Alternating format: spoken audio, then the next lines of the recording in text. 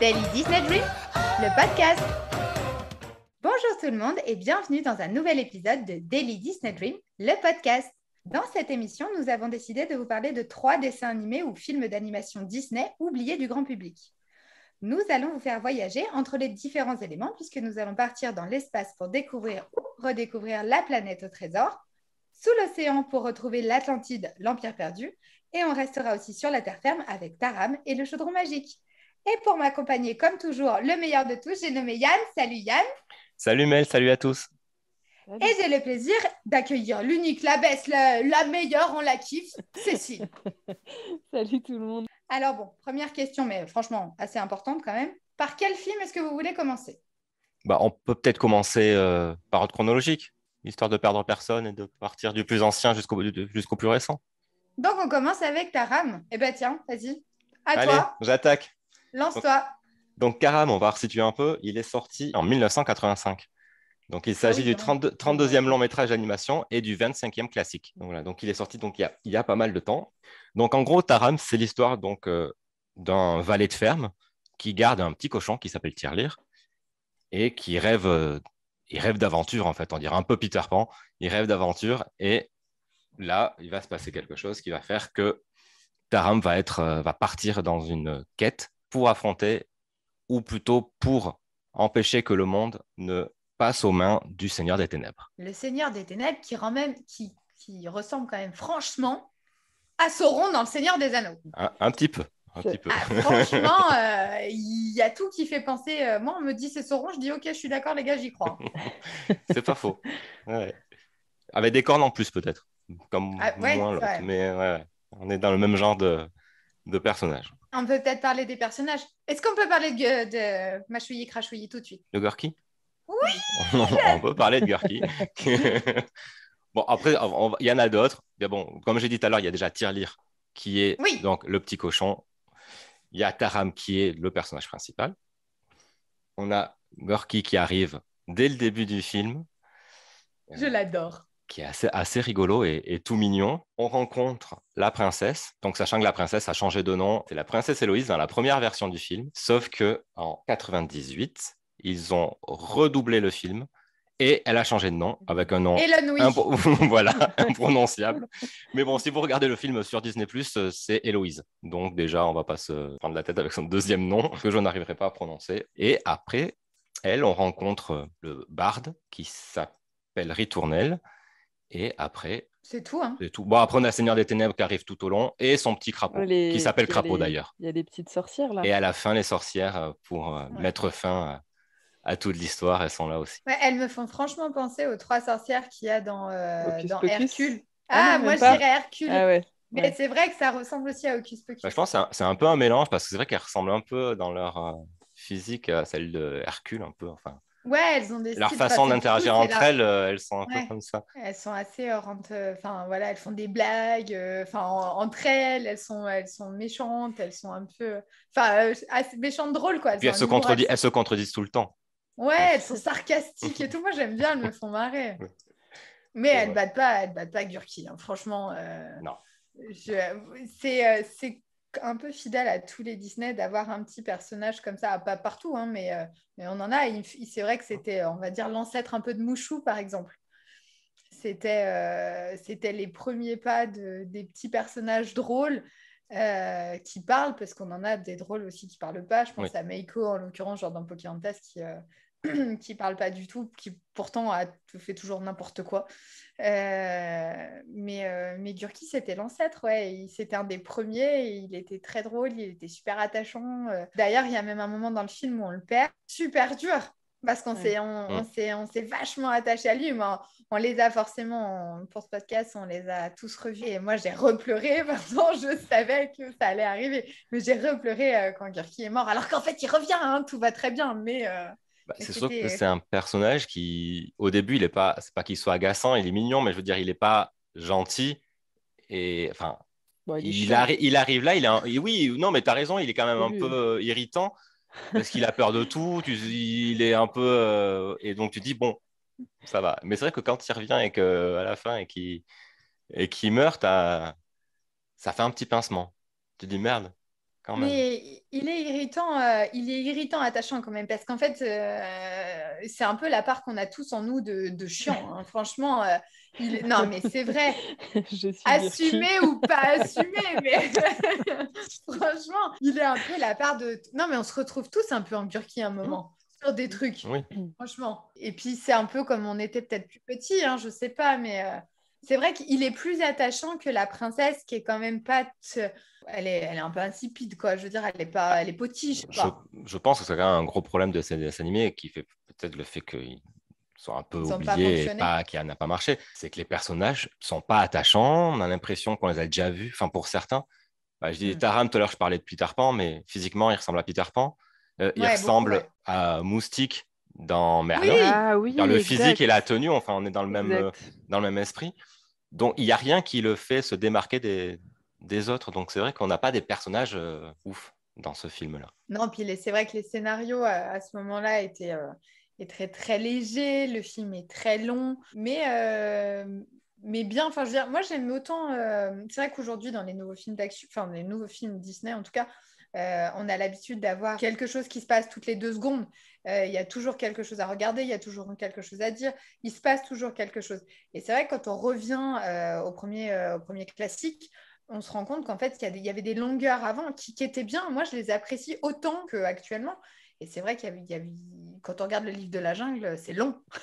Franchement, c'est très, très long. Et pourtant, c'est bien. Alors, ce qui manque à Taram, c'est qu'il n'a pas de musique particulière. C'est Ouais, vrai que le mais livre... non. Ça, Quoi? c'est.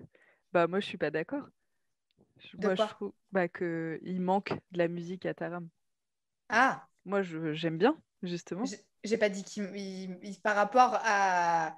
Bah, ouais. Enfin, je veux dire, malgré le fait, c'était pour comparer le livre de la jungle, il a beau être long, on a des chansons qui sont cultes et qui sont reprises dans chaque spectacle Disney qui existe. On demande même, je pense à quelqu'un qui a 80 piges, une chanson de Disney, entre Le Roi Lion et Il en faut peu pour être heureux, Mm. je pense qu'on est dans les quand même les très très basiques. Oui. Alors que c'est pas que ça lui manque et que ça pêche au film, c'est juste que du coup, à la place, le livre de la jungle est devenu quelque chose d'exceptionnel grâce aux musiques. Et Taram les moins. Bon, le livre de la jungle est un peu mieux dessiné aussi. C'est vrai qu'il y a des passages dans Taram qui sont pas très bien dessinés. Et puis il y a ce côté peur aussi. Après, pour les dessins, je te rejoins, mais après, en fait, il y a une petite raison aussi là-dessus. C'est que quand il a été présenté, comme tous les autres films à Burbank, quand ils ont voulu le sortir, où les familles étaient là, il y a plein de personnes qui sont sorties de la salle parce que c'était un film qui faisait peur Mm. et ils ont changé beaucoup de choses du film. Ils ont coupé beaucoup de scènes, surtout la fin, je crois. Enfin, il y a plein de choses qui ont été refaites et ça se voit dans le film. On voit que vers la fin, c'est assez frappant. On voit Ritournelle de près et on voit vraiment des traits. Enfin, les dessins n'ont rien à voir avec le reste du dessin animé. Donc, voilà le problème. Ils ont voulu faire des changements pour qu'ils soient mieux accueillis et il n'y avait pas beaucoup de temps entre le moment de la projection et le- la vraie sortie du film. Donc, il fait que, en fait, ils souffrent de ça. Ils souffrent des changements et du fait qu'ils ont voulu innover en faisant un film qui faisait un peu peur. Le but de ce film était que c'était le premier film où les adolescents pouvaient aller Mm. au cinéma sans dire qu'ils accompagnaient leur petit frère, quoi. Parce que c'était un film un peu plus sombre. Et je pense que enfin, c'était trop sombre où ils se sont plantés. Mais c'est vrai que même aujourd'hui, enfin, le film, il y a des passages où ouais, c'est pas qu'il est sombre, c'est qu'il est un peu dur à regarder pour du jeune public, quoi. Oui. C'est ça. C'est qu'effectivement, quand je disais tout à l'heure que le Seigneur des Ténèbres, il fait penser à Sauron, pour le coup, il fait vraiment penser à Sauron. Et je ne mettrais pas Sauron à un enfant. Hmm. Il y a des petits passages qui sont un peu. Et puis, le fait qu'on ne le voie pas, sauf à la fin où il se. Enfin, on le voit pas. On voit des parties de son squelette. Enfin, Oui, oui. c'est un méchant qui est bizarre. C'est pas comme Maléfique. Maléfique, elle a un peu un château comme ça, avec des petites gargouilles qui la suivent, où on est un peu dans le noir. Mais elle a cette prestance, cette classe. On voit son visage. C'est une très belle femme. Hmm. Du coup, on a entre guillemets un côté rassurant par rapport à lui, où il n'a pas de visage défini. Il fait vraiment Enfin, il peut vraiment faire peur, je pense, aux petits. Enfin, moi, quand j'étais petite, il me faisait flipper. Hein. Bah, il fait peur, je suis d'accord. Il fait peur. Après, les personnages font peur, les décors sont très sombres. Ouais. C'est vrai, tout le long du film, enfin, on n'a pas de couleurs vives comme on peut avoir dans d'autres films, dans les films dont on va parler plus tard, mais je veux dire, ils sont tous des couleurs super vives, alors que celui-là, pas du tout. Ils ont voulu s'essayer à un style qui, pour le coup, ne colle pas à 3 Disney, c'est 100% de l'héroïque fantasy. On est vraiment dans Le Seigneur des Anneaux, d'où la ressemblance, mais on est vraiment dans ce type-là. Et, je pense que c'était trop ambitieux pour eux d'adapter cette série de bouquins en film pour Tara, mais ça n'a pas du tout marché.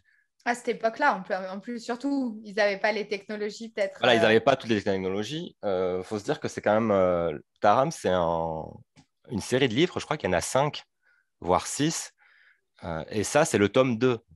Ils ont tellement pas su par où commencer qu'ils ont adapté le tome 2 directement. Et rien que pour ça, ils ont mis 14 ans pour le faire, ce film-là. Donc, c'était quand même très long, vu le résultat. Enfin, à partir du jour où ils ont acheté les droits et ils l'ont sorti, il y a eu 14 années qui se sont passées. Donc, ça a été très, très long. Et je pense que, pour le coup, c'est peut-être plus sympa de lire les bouquins pour celui-là et pour le découvrir exactement tel qu'il était censé être. Alors, on vous en parle comme ça, on a l'impression qu'il n'est pas bien et qu'il n'est pas à voir, mais ce n'est pas du tout le cas. C'est vraiment un dessin animé, moi, qui me tient à cœur et que j'aime vraiment parce que, justement, on est dans les premiers Disney qui nous sortent des choses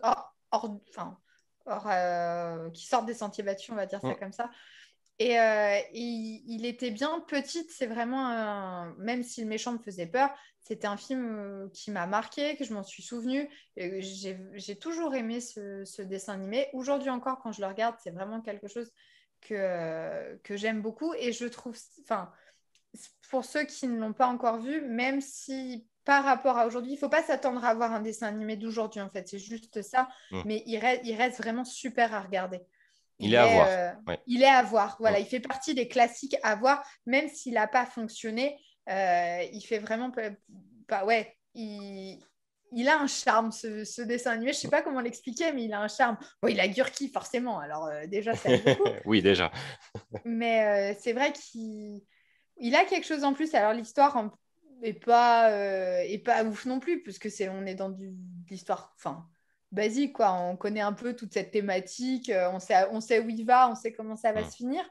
Il n'y a pas, il y a pas des rebondissements de malade, mais il est cool. Moi, je l'aime bien, vraiment. Il est dans mon cœur, tout le temps. Taram, j'aime beaucoup. Oui, mais je comprends. Il fait partie de mes films préférés aussi. Donc, oui, même si on a beau donner les points négatifs, voilà, il est vraiment intéressant, mais justement pour l'ambiance, pas forcément pour l'histoire, parce que ça reste simple dans l'histoire, mais pour l'ambiance et le style, il reste très intéressant à voir. Ça reste simple, mais ça reste quand même une histoire qu'on n'a pas l'habitude de voir maintenant. Hein. Donc, oui, mais dans l'idée, tu vois, tu as le prince. Ouais. T'as le prince, il y a une princesse. Enfin, tu sais dès le début ce qui va se passer. Le but, c'est d'aller sauver un cochon, c'est pas d'aller sauver la princesse. Oui, Tu ah vois, bon, c'est oui. pas... Ah oui, oui, bien sûr. Mais d'ailleurs, il y a un souci avec le cochon, c'est qu'au bout d'une demi-heure, on le voit plus et ça pose problème à personne. En fait, le cochon, on l'oublie.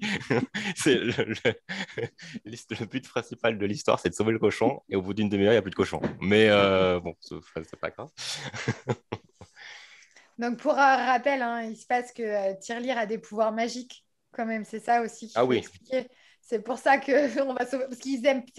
C'est pas parce que c'est des fermiers, hein, à un moment, c'est parce que, voilà. C'est juste que Tirelire a des pouvoirs magiques, effectivement. Et donc, c'est pour ça que Tirelire voit l'avenir. Oui, voit l'avenir. Voit l'avenir. Donc, elle plonge son museau dans de l'eau, ou je sais plus comment. Ouais, c'est dans une bassine. Voilà. Et on arrive à voir des choses. Et donc, du coup, le Seigneur des Ténèbres veut s'emparer de Tirelire. Et voilà, c'est ça, en fait, l'histoire. Alors, c'est vrai que c'est pas le prince qui va sauver la princesse. T'as raison, Cécile, là-dessus. Après, en fait, je pense que c'est l'ambiance château, prince, princesse. C'est pas c'est la quête, en fait. C'est ça qui reste relativement connu. On n'est pas dans du vice-versa où on rentre dans quelque chose qu'on n'avait jamais fait avant. C'est vrai. Là, pour le coup, on a déjà fait, vu qu'il y a quand même des scènes qui ont été reprises de Merlin. qui a été fait bien avant. Il y a une scène dans Merlin où on voit Moustique aller chercher la flèche dans la forêt lors d'un des entraînements. Et c'est des scènes qui ont été reprises en fait dans ce film-là. Donc, c'est pas nouveau. Les personnages sont pas nouveaux, mais il est intéressant à voir. Est-ce que je vous donne une petite anecdote Mais sur bien ce sûr. film-là? C'est-à-dire que pour ce film, Tim Burton a dessiné, a été appelé pour dessiner les monstres, oui, toute la partie ténèbres. Sauf qu'en fait, au dernier moment, ils ont annulé, donc il les a dessinés pour rien. Mais à la base, c'était Tim Burton qui devait faire les dessins. Ça aurait Je peut-être pense été qu'aujourd'hui, ils plus s'en mordent les doigts. intéressant. Ouais, Ouais. je pense qu'aujourd'hui, Faudrait les ils voir, mordent bien faudrait les les doigts. voir, oui. Ouais. Ouais. C'est vrai. Et sinon, petite chose en plus, ça a fait un flop à la sortie. Donc, par rapport à l'argent qu'il a coûté, en fait, ils ont rien gagné. Je crois qu'il a coûté 44 millions de dollars. Ça leur a rapporté 21 millions. Donc, ils étaient un peu dans le rouge, hein. Pas très bien. Voilà. Et ils ont fait moins que le film des bisounours à l'époque. Voilà, juste pour info. Le film des bisounours a rapporté 22 millions alors qu'il avait coûté que 2 millions à faire. Donc Ouais. voilà, même les bisounours ont fait mieux que Tara. Mais... J'ai adoré les films des bisounours. Oui, mais bon, ils ont fait mieux. Je veux revoir le film des bisounours. Vraiment. Voilà. Mais effectivement, mais ouais, c'est là que tu dis, parce que le film des bisounours, il était génial, mais il n'était pas non plus. Non, on n'était pas Voilà. Voilà. dans un film de fou. Dans la Voilà. recherche d'histoire. Non. Non. Non. Ouais. Moi, j'aime bien. Taram, vraiment, c'est un de mes préférés dans le sens où. Moi, je le trouve pas long, en fait. Je trouve pas qu'il y ait une longueur. Je trouve pas qu'il y ait. Il y a pas. Déjà, voilà, il n'y a pas de musique, donc ça, déjà, c'est dans mon cœur. Et ça fait partie de mes films d'enfance avec les vieux dessins, les espèces de dessins en 3D primitifs, les... Ouais, les vieux dessins animés, et j'aime bien. Je crois que j'ai jamais eu vraiment peur avec le méchant ou avec les trois sorcières qui étaient moches, là. Ça m'a toujours... C'est que les sorcières, finalement, elles sont plutôt rigolotes, en fait. Ouais, Elles font pas ouais. force. Enfin, Oh, elles ont des physiquement, elles têtes de font pas sorcières. peur. Oui. Mm. Pas... Elles sont juste méchantes. Après, moi, j'aurais bien voulu savoir à quel moment ils se sont dit on va prendre un cochon qui voit l'avenir et à quel moment Tirelire elle est née en fait. Ça aurait pu être Alors, pour ça, n'importe quoi, tu il vois. va falloir lire les bouquins. Parce que sinon, on Ah n'aura oui, pas la c'est réponse. c'est vrai qu'il y a les livres, ouais. Mais, mais c'est pas commun, un petit cochon comme ça. qui... Après, ça reste dans l'époque, hein, parce que c'est pareil, Enfin, il n'y avait pas trop de possibilités au Moyen-Âge, autres que les animaux de la ferme ou deux, trois. Enfin, là, c'était une oie ou tirelire, quoi, tu vois. Ouais. Après, ils auraient pu partir dans le dragon. Ça aurait été plus cool, le dragon. Mais c'était moins. Tu C'est un vois, peu du coup, difficile à perdre. C'est un peu plus difficile à perdre un Oui, puis dragon. on puis c'est a un moins animal envie. qui est méchant. Tu l'attaques pas, Ouais. tu vas pas le voler comme Voilà. On va un pas petit aller le cochon. protéger. Non, oui, non plus. C'est- Non plus, non plus. Mais moi, je note quand même le jeu de mots, le cochon tirelire. Ah oui, Moi, j'aime. J'ai c'est aimé très bien. tout de suite. Même petite, on comprenait les. Enfin, j'ai Pour compris nous, le jeu de c'était mots. logique, ouais. C'était logique. Tirelire le cochon, moi, ça m'allait très bien. Bon, en tout cas, n'hésitez pas, il faut le regarder. Et puis, vous nous direz vos retours, hein, sur Instagram, pour nous dire ce que vous en pensez. Mais je pense que c'est vraiment. Ça reste un bon film. Ça reste un bon film, et il reste à voir et à découvrir. Surtout, Mm. il reste à découvrir. Il ne faut pas passer à côté une fois. Il faut le voir une fois dans sa vie. Voilà. Oui, oui. Même si vous ne l'aimez pas derrière, il faut le voir une fois dans sa vie. Faut le voir, exactement. Il faut le voir, c'est ça. Et ben, on va peut-être passer à l'Atlantide, du coup. Oui. Allez. Donc, je vais vous présenter Atlantide, l'Empire perdu, qui est cette fois-ci sorti en 2001. Donc, du coup, il s'agit du 71e long métrage d'animation et du 41e classique d'animation, donc des studios Disney. On va y suivre l'histoire de Milo Thatch, qui est expert linguiste et cartographe et qui travaille dans la chaufferie d'un musée à Washington. Et ce Milo, il croit en l'existence de l'Atlantide et il veut retrouver cette cité engloutie. Il va du coup être approché par un certain vieux monsieur Whitemore, qui va lui fournir une équipe afin de l'aider dans cette quête. Parce que du coup, au tout début du film, en fait, on voit la cité, cet empire se faire engloutir dans un cataclysme par la mer, tout simplement. Et on Oui, a la petite citation de Platon, d'ailleurs, Voilà, qui c'est dit, ça. ouais, en une nuit, Euh, je ne sais plus ce qu'il dit exactement, mais il je dit, ne l'avais pas noté, mais ouais. non, mais je crois qu'il dit quelque chose du style, Mm. en une nuit, la cité fut engloutie et Mm. voilà, on la reverra plus jamais. C'est-à-dire qu'entre la citation et cette scène de début où on voit ce qui se passe en même temps, ça plante le décor et on sait qu'on va aller, Qu'on va y aller, quoi. qu'on va aller découvrir l'Atlantide avec eux et on sait où on Voilà. part, quoi. Alors du coup, il y a plusieurs moments assez drôles dans le film. Notamment, alors là pour le coup, si on fait un peu le parallèle avec les personnages de Taram, là pour Atlantide, on a vraiment beaucoup plus de personnages auxquels aussi on peut beaucoup plus s'identifier, s'attacher, suivant quel on préfère. Mais toute l'équipe, en tout cas de Milo, est assez drôle. Euh, on pourra retenir notamment Madame Placard. Alors, elle rigole parce que je surkiffe Madame Placard. Et d'ailleurs, je vais vous la faire, je vous la fais. Prêt? Commandant, s'il te plaît. Ouais, c'est ça. Commandant. Commandant. Enfin, voilà. C'est vraiment un passage assez drôle. Et tout le long du film, en fait, elle est là et elle est blasée, Ah oui, par la vie, en fait. Et de tous ces personnages, ils ont vraiment réussi Enfin, tout le monde est différent, en fait. Ouais, Ils ont mais tous un Madame caractère Placard, différent. elle est super importante parce que déjà, elle en a rien à faire de tout ce qui se passe là. Elle est là pour Pour le elle, on va pognon. tous crever. Ouais.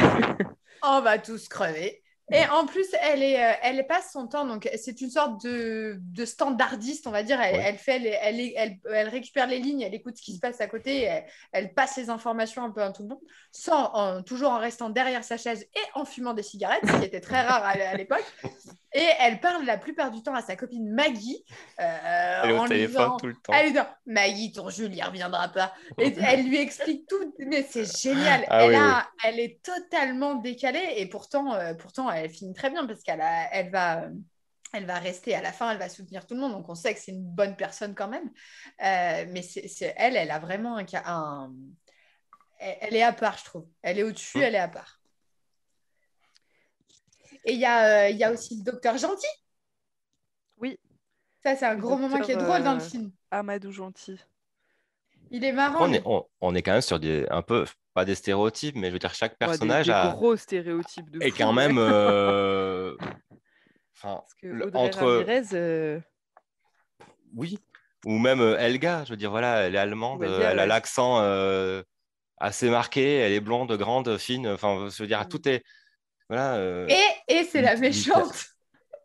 Et c'est la méchante. C'est vrai, ouais. J'avais un peu. Oui, oui, complètement. Donc, on est un peu dans des. C'est un peu spécial, quoi. Ou par exemple, Vincenzo l'italien, il a un accent, Ouais, il est ouais, ouais. juste énorme. Ah. Ouais, Ou Gaëtan, il Gaëtan est le content, français. Gaëtan. Ah oui, Gaëtan. Gaëtan la taupe. Gaëtan parle pas beaucoup, mais, mais bon, Non, Gaëtan, il est content. Et lui, il représente la France, hein. C'est un géologue français, hein. Bah, Je sais pas comment il faut le prendre, mais mais on a un très beau dessin animé parce que pour le coup, en plus des personnages, dès qu'on arrive, bon, un peu avant, mais dès qu'on commence à approcher de l'Atlantide, je trouve que c'est superbe. Les décors sont très très beaux, même si il il y a des raccourcis dans l'histoire et il y a des moments où ça va très vite. Et enfin, pas comprend pas tout, mais tu as l'impression qu'ils parlent d'une chose à un moment, la seconde d'après, ils ont oublié ce qu'ils venaient de dire. Enfin, il y a voilà, c'est un peu en vrac à certains moments, mais je trouve que les images sont super belles. Il y a un mélange de styles parce que les architectures collent pas forcément avec les masques. On a un mélange entre quand même des masques africains ou des Ouais. décors un peu asiatiques, sud-américains. Enfin, ils ont l'Atlantide, en Et, fait, pour montrer que ça regroupe, qu'elle était là avant tout le monde et que toutes les autres cultures descendent de là. Je trouve que le mélange est quand même bien fait et bien apporté dans ce il y film. a, il y a une langue qui a été, enfin, il y a eu l'Atlante, Mm. où on entend parler, on entend notamment Kida parler dans le film. Donc Kida, c'est la Princesse. princesse Oui. de l'Atlantide. Euh, L'Atlante a été créée spécialement pour ce film. Oui. Donc ils ont créé vraiment toute une civilisation, toute une culture. On voit que ils sont aussi très très évolués et c'est ce qui aurait fait que les dieux se seraient retournés contre la cité et du coup auraient provoqué le cataclysme pour l'engloutir. Mm. Parce que le roi à ce moment-là euh, a trop tiré sur la corde en fait des ressources que l'île pouvait donner. Et on voit oui, qu'ils sont bien plus évolués que en tout cas que Milo et son équipe quand ils arrivent dans la cité. Ils découvrent vraiment toute une autre technologie. Oui, tout à fait. Et après, juste une petite chose sur la langue qui a été créée là. C'est le créateur de la langue, c'est le même qui a créé le Vulcain dans les Star Trek. Voilà, juste pour info, dans le Star Trek 2, je crois. Donc, c'est la même personne qui a créé les langues. Donc, en vrai, si tu veux apprendre la langue, tu peux l'apprendre parce qu'il a vraiment créé la langue, si on veut. Si on a du temps à perdre. Et tout à l'heure, tu parlais des paysages. Et c'est ça aussi qui est. Enfin, moi, je trouve que ce film est magnifique parce que justement, les couleurs sont éclatantes et quand ils montrent la cité, parce qu'évidemment, donc ils finissent par arriver à Atlantide et on voit tous les paysages en panoramique des différents tons de bleu et on a vraiment une perspective qui est incroyable. Et ça, en fait, ça a été tourné en fait, ce film-là a été tourné en cinémascope. Ça veut dire que l'écran était tourné, enfin, est plus large de 30%. Et l'Atlantide, donc ça permet en fait de donner une vision panoramique plus importante et de mettre les décors en valeur. Et Atlantide, l'Empire perdu, c'est l'un des rares films qui bénéficie de ça. Et juste comme ça, avant lui, du coup, il y avait eu La Belle et le Clochard, La Belle au Bois dormant et Mille et une pattes qui avaient eu également cette manière d'être présentés. Ah Donc, ouais. J'aurais du coup, pas c'est dit pour pour ça mille que et une ça. pattes. Ouais, non, si, après, quand ils sont dans l'herbe et tout, Hmm. justement, là, cette perspective dans les hautes herbes, je pense. Mais, et c'est vrai que du coup, devant nos écrans, on a l'impression que l'Atlantide, c'est. On a juste à traverser l'écran pour être dedans et pour se jeter dans la rivière, quoi. Donc, après, donc voilà. Donc, ça a été vraiment un film de, de quête aussi, où, où on suit voilà, Milo qui va devoir déjà trouver un livre, le livre du berger, puis ensuite qui lui donnera la carte pour trouver l'Atlantide.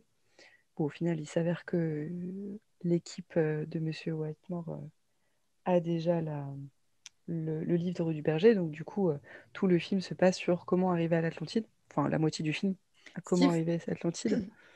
ce qu'il faut rappeler aussi, pardon, c'est donc Milo, qui est un petit gringalet tout maigrichon et qui, voilà, avec des grosses lunettes, il fait très intello. D'ailleurs, à un moment, Kida va se moquer de lui en lui disant qu'il a vraiment le physique de l'emploi, d'intellectuel en l'occurrence, et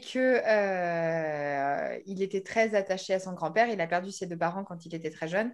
C'est son grand-père qui l'a élevé. Son grand-père, qui lui-même était explorateur et était le meilleur ami de Monsieur Wismore, on va l'apprendre bien après. Et le grand-père a perdu un pari avec Monsieur Wismore, enfin Whitemore, je ne sais plus comment tu prononces. Et en, Ah oui, le le grand-père de dernier, Milo. à chercher toute sa vie le livre du berger, celui dont Milo parle au tout début. Il va le trouver et Whitmore lui avait dit, si jamais un jour tu le trouves, ce maudit livre, je te paye ton expédition pour partir à l'Atlantide. Ouais. Sauf que le grand-père est décédé avant et c'est pour ça que Milo récupère, entre guillemets, le bébé qui lui convient très bien et qui va partir en expédition pour retrouver l'Atlantide avec l'équipe, la même équipe qui était partie avec le grand-père. Oui. Et donc, ils vont partir. Moi, vous parliez tout à l'heure des dessins, des décors, tout ça. J'ai l'image du navire, du sous-marin qui s'en va. Cette image avec les lumières, une espèce de 3D, je pense que c'est. Elle m'a vraiment marqué. Elle est vraiment les couleurs. C'est vraiment beau. Après, c'est un peu sombre. Il y a du bleu, il y a du jaune pour les lumières, donc ça ressort tout de suite. Mais c'est vrai que les couleurs étaient superbes. Et puis, donc ils vont arriver, ils vont passer par plein d'étapes. On va commencer à se rendre compte qu'il laisse quand même vachement Milo sur le côté tout au long du film, jusqu'à la fin où l'équipe plus ou moins cool va lui demander de venir. Hors Madame Placard qui dort à poil pendant ce temps-là.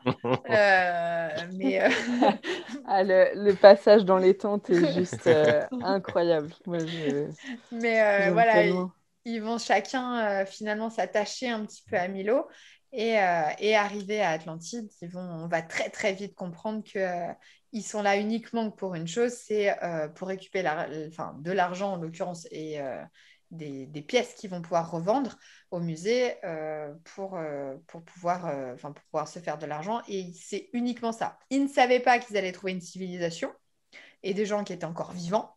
Mais voilà, on se retrouve là-bas. Il y a des petites pistes dès le début, enfin des petits mots, des échanges de phrases qui vous fait vraiment comprendre dès qu'ils partent en expédition qu'ils n'y vont pas tous pour les mêmes raisons. Alors ça, on le sait complètement, tu as raison quand ils arrivent à l'Atlantide. Mais avant, on a plein de petits échanges qui fait qu'on le comprend rapidement. Enfin, on peut le comprendre assez rapidement quand même. Que les deux chefs d'expédition sont pas... Tout rose, ouais. Ouais, voilà, c'est ça.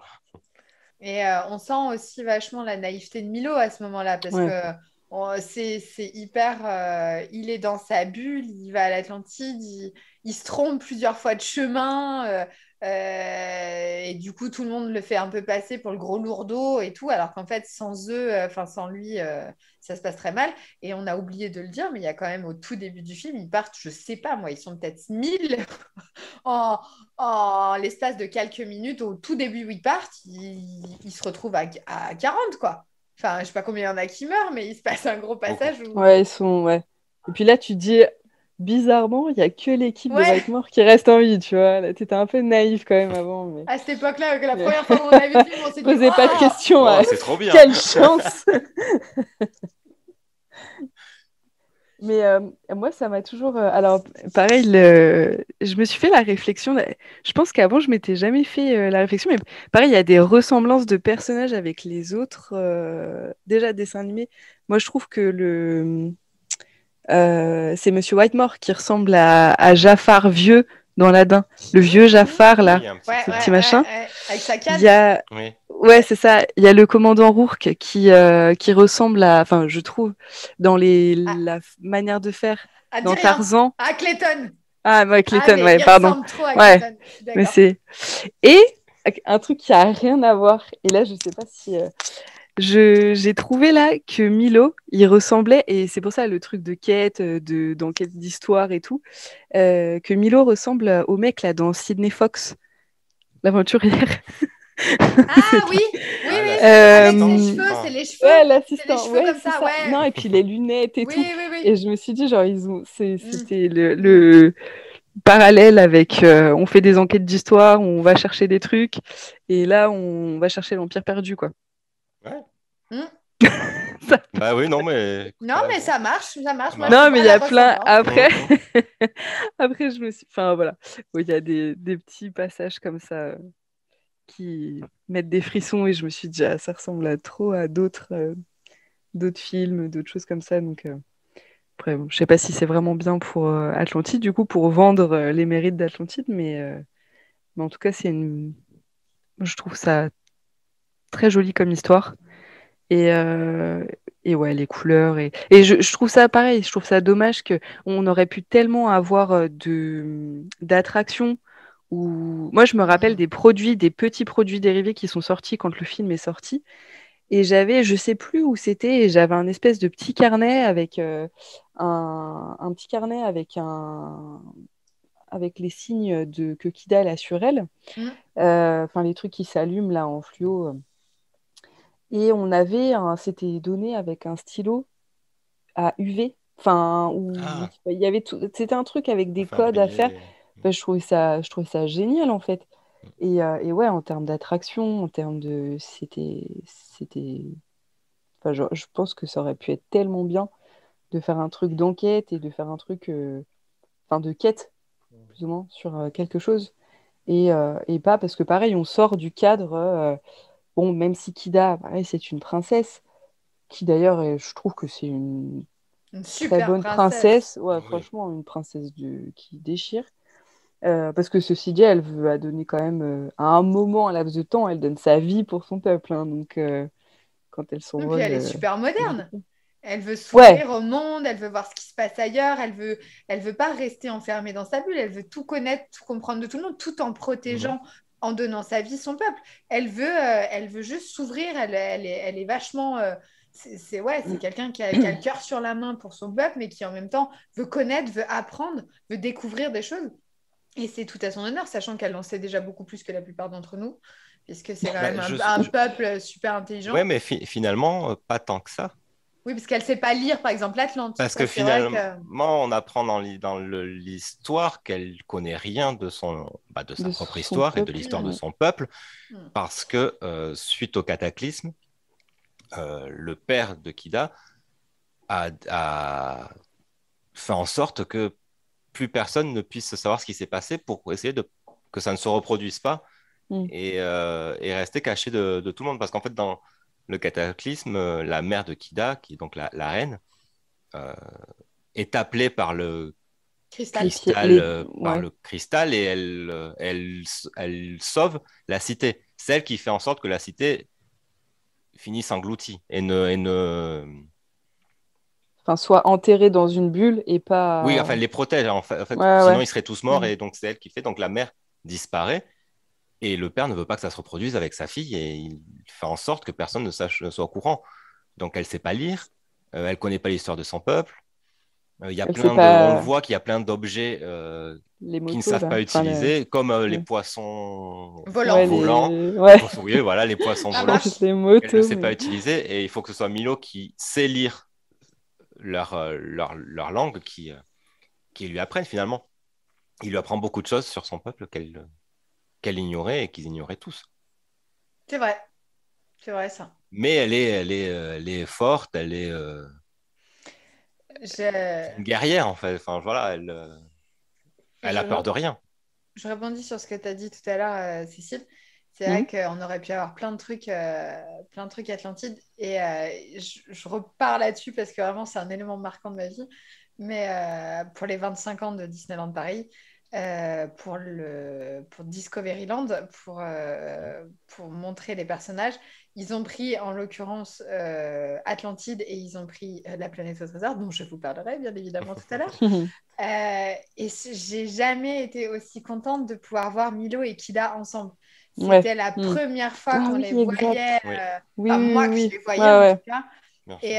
Et c'était super parce que c'est vraiment, Discoveryland, c'est l'avenir, c'est la découverte.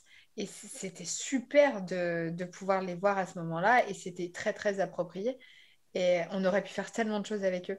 Mais le problème, c'est qu'ils sont pas assez connus. Je pense que, hors pour soit des gens de notre génération qui avons vu Mm. à ce moment-là quand c'est sorti, soit sinon pour des passionnés. Mais c'est vrai que l'Atlantide, ça reste pas gravé dans les mémoires. Ce qui est très dommage parce que c'est un super film. Tout colle. Il manque quelque chose pour moi, même si toi tu n'aimes pas, il manque beaucoup de musique pour moi. On n'est pas obligé de faire des BO Mm. de 12 chansons, hein. Je veux dire, il y a des moments. Non, mais il y a un pas entre Encanto ou La Reine des Neiges et pas de chanson Rien. du tout. On peut avoir quelque chose quand même de marquant.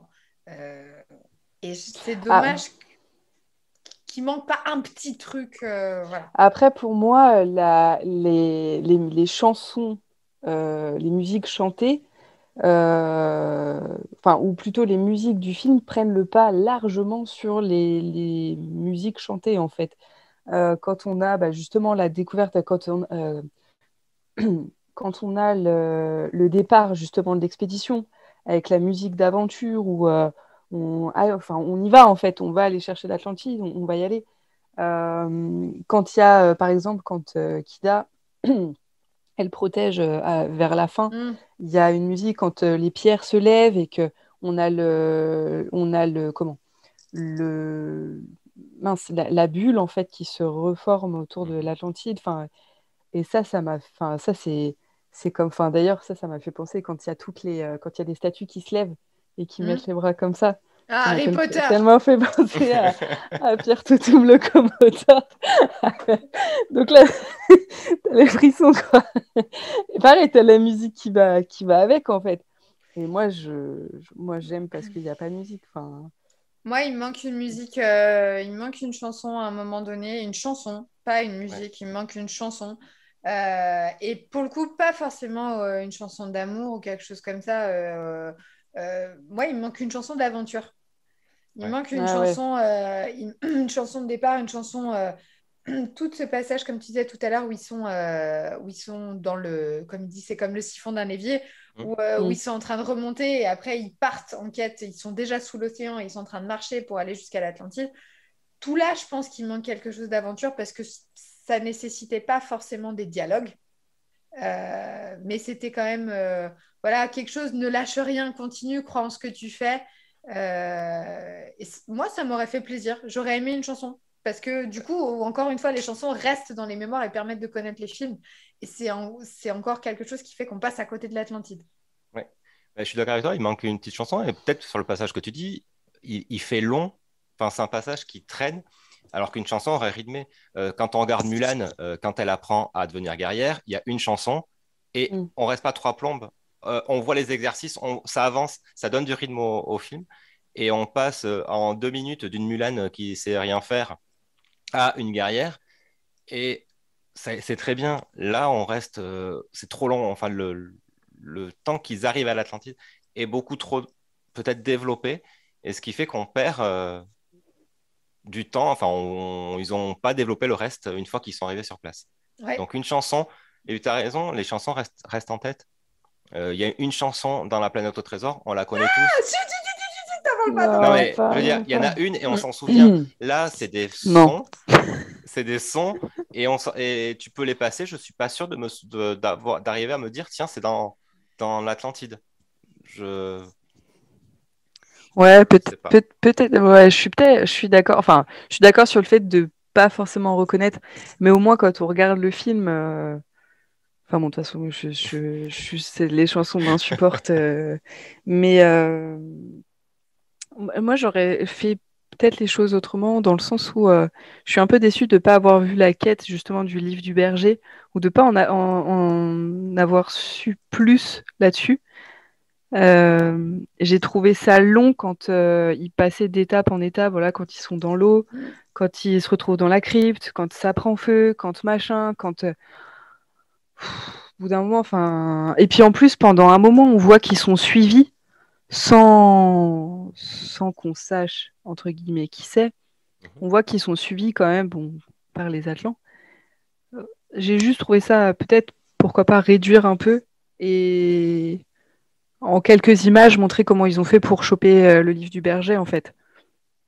Ou en tout cas, j'aurais peut-être voulu un peu plus d'énigmes ou un peu plus de trucs à. Ça me choque pas Non, moi non plus. Ouais. parce qu'en fait, le début du film, on a quand même Milo qui sait où est le livre. Enfin, il veut une expédition pour aller chercher le livre. Il a trouvé où il était. Enfin, il pense avoir trouvé. On lui refuse, mais quand il arrive chez Whitmore et qu'on lui donne le livre, il leur demande aux autres ou à lui, je Ouais, sais plus c'était à en qui, Islande, ouais. s'ils l'ont Mm. trouvé. Donc en fait, Mm. ça me dérange pas parce que sinon, on aurait perdu tout le film à chercher le livre, parce qu'il aurait, à mon avis, ils l'auraient pas trouvé en ouvrant une porte et en trouvant un livre derrière. Donc, il fallait se concentrer sur Non, ça, un c'était dans événement. Strange. Voilà, c'est ça. Donc, bon, vu qu'ils n'ont pas les mêmes pouvoirs, ça aurait pris tout le film, alors que le plus intéressant, c'était peut-être plus d'être sur l'Atlantide que trouver le livre. Et moi, j'aurais justement Ouais. aimé plus qu'ils développent l'Atlantide. On n'y reste pas tant que ça, en fait, à l'Atlantide, hein. Ouais, ou alors plus de trucs sur l'Atlantide, ouais. Dedans, moi, j'aurais aimé parce que je trouve que c'est pas mal le côté qui fait que Kida et Milo aient envie chacun de connaître les civilisations de l'un et de l'autre et donc ils se font une question, une question. C'est assez chouette et assez vite, on comprend que c'est elle qui a besoin d'aide, donc c'est lui qui va l'aider, donc forcément, on va passer à autre chose. Mais j'aurais aimé ouais, j'aurais aimé plus voir un peu le peuple, plus voir un peu ce qui se passait autour, un peu plus des coutumes, des choses comme ça. Je trouve que je compare avec Pocahontas où on arrive, désolé, mais avec une musique, on arrive à vite se plonger dans ce qui se passe dans les premières scènes. Ils expliquent au son calme des tam-tams, on a toute l'histoire du peuple rassemblée dans une chanson, c'est rythmé, c'est cool, on découpe ce qu'ils font, comment ils le font, où elle va, machin, boum, boum, boum, c'est planté. Et là, je trouve que ça manque justement de savoir comment ce peuple il est réellement. On n'a pas grand-chose, on a juste un vieux grand-père aigri et une meuf qui a envie de savoir deux, trois choses. C'est la princesse et le roi, bah, c'est un peu compliqué à comprendre, quoi. Je trouve que c'est... Voilà, le père, il meurt assez rapidement. Ah oui, oui. Voilà, il se prend un coup de poing dans le ventre, il tombe par terre. Derrière, ça va pas, il survit pas. Ciao, bye bye, on l'envoie dans le caillou à la fin. Ouais. Non, mais c'est le Ceci roi dit, de l'Atlantide, le mec. Le mec, ouais. à un moment, les dieux se sont retournés contre lui, Oui, tellement mais il bon, était il balèze. disait. Ouais, enfin, il parle du fait que Kida doit prendre le trône, pareil, depuis que on est rentré dans l'Atlantide. Donc à un Ouais, moment, mais fallait bon. bien s'attendre à l'avoir. Ouais, mais je trouve qu'il meurt vite pour un roi aussi balèze. Il était là depuis. Kida, elle a 8800 ans, hein. Oui, c'est vrai, c'est vrai, c'est vrai. Oui, mais elle Du était coup, Rapidement. pas. ce que lui. Elle est fraîche, elle est fraîche. Et elle est fraîche. Du coup, lui, je pense qu'il était Ouais. temps qu'il parte. Mais tu vois, moi, j'ai adoré, genre, quand ils disent dans l'œil du roi. Je me souviens jamais la phrase là quand il dit pour trouver du coup le centre, Oui. euh, voilà, dans l'œil du roi et que du coup on voit qu'en fait quand le roi est assis sur le trône, tu as le symbole dans l'eau juste Mm. en face et c'est là-bas où se trouve Le cristal. le cristal. Mm. Et ça c'est les petits trucs, mais ça c'est à la Indiana Jones, tu vois. Moi je kiffe tellement Indiana Jones, c'est genre Atlantide, Mais justement, je c'est un trouve que petit truc comme ça, tu vois. il aurait mérité un peu plus. On est quand même dans une cité exceptionnelle. Ça aurait mérité plus de développement que le creusement pour y aller, quoi.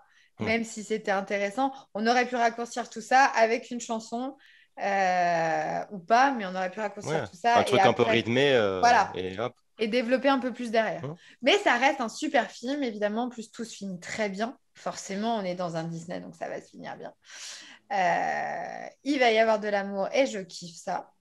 Il y a tout se finit très bien puisque du coup, donc, on vous l'a dit, les deux méchants, la grande allemande et, et le, Et Le le commandant. commandant et le commandant. Et donc, Rourke. voilà, ils vont commandant. Ils vont forcément vouloir récupérer toutes les ressources, donc le cristal en l'occurrence. Kida va se transformer en cristal Mm. pour sauver son peuple. Et donc, ils essayent de l'emmener. Bien évidemment, ceux qui ont survécu et qu'on a kiffé, auxquels on s'est attaché, vont faire Au machine arrière. début. Et oui, alors ils vont au début partir avec les méchants, puis finalement, au bout de 2 minutes, ils vont se rendre compte que non, ils ne peuvent pas faire ça. Donc ils vont revenir avec Milo, et puis ils vont tous repartir, ils vont leur casser la gueule, ils vont récupérer la princesse, ils vont revenir, et tout va bien se passer. Et ils vont remonter à la surface en disant qu'ils n'ont jamais vu l'Atlantide. Ouais. Ouais. Oui, parce que Milo reste sur place. Milo reste sur place et pour que Donc, c'est personne vrai ne pille plus jamais l'Atlantide. Mm. Même Voilà. si eux, ils ont plein de bijoux en cristal, enfin avec le cristal bleu, c'est assez drôle. Ouais, Ils ouais. sont tous C'est- pimpés. Pimpé Les chicots et cristal tout, quoi. Atlantide. Pimpés cristal. Mais c'est Mais, marrant. ouais. Après, je pense que le problème de ce film, c'est que ça reste un film intéressant à voir et bien. Enfin, il est vraiment pas mal. Mais je pense que son problème, ça a été lors de sa sortie. Enfin, il n'y a pas eu assez d'engouement pour ce film quand il est Mm. sorti et qui fait qu'ils n'en ont Ouais. rien fait. En fait, c'est pareil, du coup, il y a eu, donc forcément, si ce film se retrouve dans ce podcast, c'est qu'il n'a pas obtenu plus d'acclamation que ça, Ouais. malgré, par exemple, des voix françaises qui sont assez... alors, voix française ou voix, en tout cas, américaine, c'est Michael J. Fox qui fait la voix de Milo. La VF pour Vincenzo, c'est Jean Reno. Ah, La VF, pareil, du docteur Gentil, c'est Mousse Diouf. La VF de Cookie, c'est Gérard Hernandez. Et alors, je pense qu'on l'a tous reconnu aussi, la VF de la taupe, c'est Patrick Timsit. ouais. Donc, c'est quand même un bon casting, sauf que, donc, comme tout à l'heure pour Taram, la production s'est élevée à 100 millions de dollars et Mm. ça n'a rapporté que 84 millions.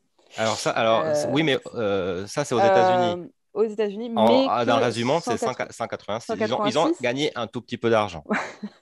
Oui, enfin, pas assez du coup. Pas beaucoup, mais un Voilà. petit peu. Et du coup, vu le flop, il devait y avoir une suite, donc Les Énigmes de l'Atlantide, qui est sortie en 2003, que vous pouvez retrouver sur Disney+.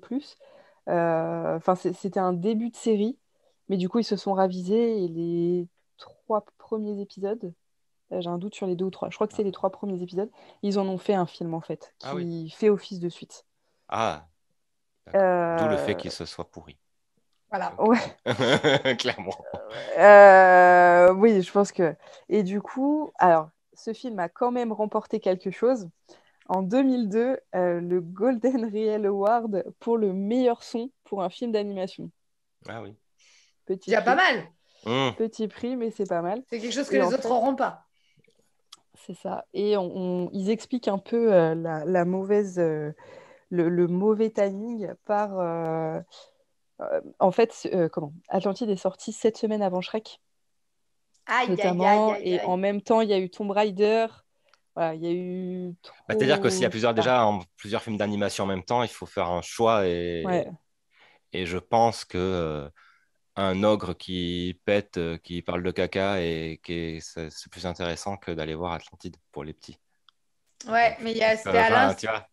C'est vrai.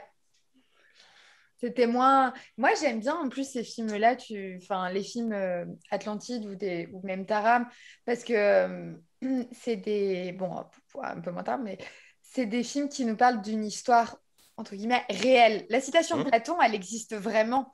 Ouais. Et ça permet d'avoir quelque chose de Disney, de regarder quelque chose pour un enfant de Disney, ça reste un Hmm. dessin animé. Et pourtant, de savoir, je veux dire, on peut se retrouver à 40 ans en disant l'Atlantide, oui, bah, c'est une cité qui a été engloutie. T'en sais pas plus, c'est pas grave, mais tu sais que Tu c'est. sais que. Ouais. Mais Bien mine de sûr. rien, ça reste mieux que Shrek. Shrek, il va rien nous apporter. Alors, sauf le troisième, parce que dans le troisième, on est d'accord, il y a beaucoup de références. Si t'es pas un adulte, Hmm. c'est compliqué à comprendre. Mais sinon, effectivement, tu restes dans des. Enfin, il n'y a rien d'intéressant et rien d'historique, rien de réel qui te permet Mm. d'avoir envie de découvrir des choses. Atlantide fait partie des choses que j'ai eu envie de découvrir par moi-même derrière en voyant Hmm. le film. Oui, et puis l'avantage des. Après, c'est ce qu'on voit dans les films Disney, c'est qu'en fonction de ton âge, quand tu les vois, tu comprends des choses. Je veux dire, ils ne sont pas forcément faits pour les enfants. Les images sont faites, ils sont contents, ils les voient, mais ils ne comprennent pas grand-chose du film, les enfants. Et plus tu grandis, et plus tu vas comprendre. Un Shrek, tu n'as pas besoin. Je veux dire, tu le comprends plus ou moins vite. Voilà, ça, il n'y a Déjà, pas grand-chose l'humour, à comprendre. c'est. Ouais. Donc Disney n'est pas du tout dans le même type de film. Mais bon, je pense que Shrek lui a fait Il a fait de beaucoup Après, l'ombre. d'ombre. Ouais. c'est pareil, c'est autre chose que ce qu'on a l'habitude de Ouais. voir dans les Disney. Oh, en tout cas, à cette époque-là. Mm. Donc, Et petite chose sur ce film-là, le personnage de Helga a été entièrement fait en France. Il a été tourné, enfin, le personnage a été créé en oui, France, dans les studios français de Disney. Et donc, c'est un des personnages qui a été entièrement fait chez nous. Voilà. Est-ce que c'est donc, pour ça est-ce que c'est pour ça qu'elle est allemande et donc, nous, et on qu'elle a ressemble à ça? Je ne sais pas. on a fait une Allemande comme ça. Ah, très bien. Voilà. Ah, Et nous? on n'a pas de stéréotypes, c'est bien en France, on est sympa. Ouais, jamais. Voilà, donc pour moi, c'est un film à voir, de par tout ce qu'on vient de dire. Et Mm. voilà, un classique. Et je regrette tellement qu'il soit pas plus mis en avant partout, en fait, dans les parcs. D'ailleurs, on va faire un truc, c'est que pour vous, vous qui nous écoutez, ce qui pourrait être pas mal, c'est qu'une fois que vous aurez fini ce podcast, écoutez regardez pardon, les trois dessins animés, films d'animation, et dites-nous lequel est votre préféré. Du coup, est-ce que y en a que vous regrettez d'avoir pas vu avant? Ça peut être pas mal ça, de savoir dans l'ordre de préférence. Bon, le meilleur, ça sera La Planète au Trésor, mais après, vous pouvez essayer de mettre les deux autres dans l'ordre que vous voulez. Ça peut être chouette.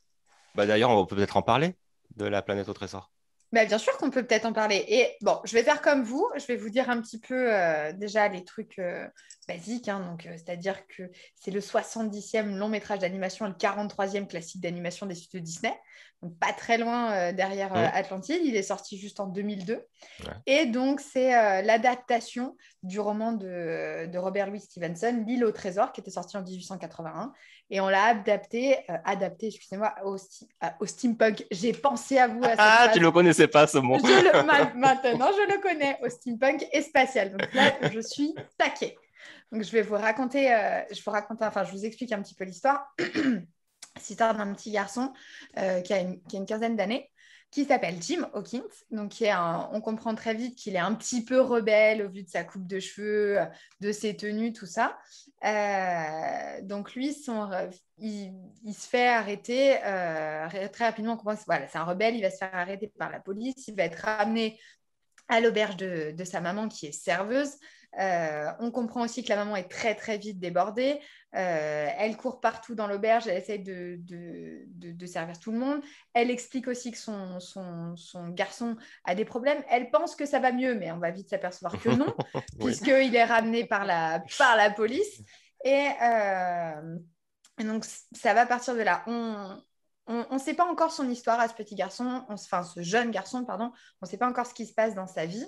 Il va juste arriver un monsieur qui s'appelle Billy Bones, qui est un espèce de gros lézard bizarre spatial. Là, c'est un truc bizarre.